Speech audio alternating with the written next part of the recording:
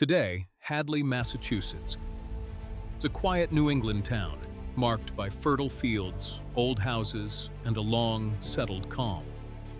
But in the 17th century, this tiny frontier settlement stood at the perilous western edge of the world, destined to become the battleground for the very soul of New England. Hadley was not born by accident, but out of fire and fierce religious dissent. In 1659, a devout group of Puritans chose a grueling migration northward from Hartford. They did not retreat to the frontier to escape discipline. They went to fiercely preserve it under the strict code of the New England way. They engineered a perfectly ordered society where religion governed every household, school, and field, operating on a razor-thin line between colonial allegiance and absolute local autonomy. But their resolve was about to face its ultimate, most dangerous test. The shadow of the vengeful English Restoration was stretching across the Atlantic. Hadley opened its doors to Edward Whalley and William Gough, the notorious regicides who had signed the death warrant of King Charles III. To the restored crown, they were the most hunted, dangerous fugitives in the world.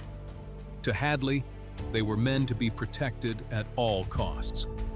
For years, the town became a fortress of secrets, maintaining an exhausting, ironclad silence to shield the king's enemies. They risked royal execution for treason, keeping their deadly secret buried deep within the earth. But external threats were soon eclipsed by an agonizing crisis from within, a bitter theological war for the very purity of their church.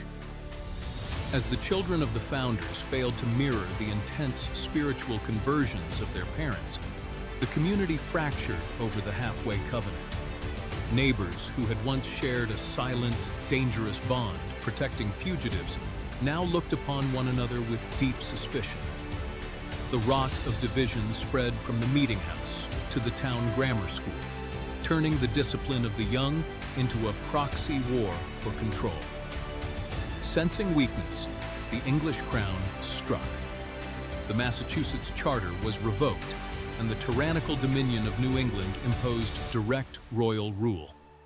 This was the fall of Hadley, not by fire or catastrophic ruin, but through the slow, tragic fading of its exceptional moral vigor. Yet beneath the calm of today's landscape lies a haunting legacy of absolute conviction, dangerous secrets, and the fragile price of holy unity.